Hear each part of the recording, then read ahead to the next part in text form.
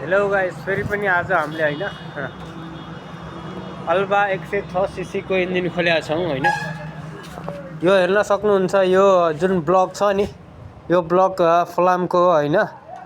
अरू सबैको त होइन कि अल्मुनियमको हुन्छ, बिचमा सिल्भर, बिचमा मात्र फलाम हुन्छ। यसमा पुरै फलामै छ, जसले गर्दा जब यो हिट हुन्छ, हिट भएपछि होइन पिस्टनमा स्क्रैच आउने, ट्याटर आवाज आउने जस्तो समस्या आउँछ। यो अल्बा 106 सीसी यो YBR होइन, YBR अनि YBX यो ब्लक फलामवाला भएर यो समस्या आउँछ।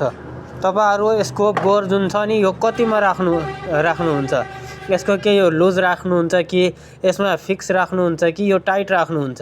या आवाज नआउनलाई के गर्नुहुन्छ? प्लिज लेथवाला साथीहरु कमेन्ट गर्नु होला।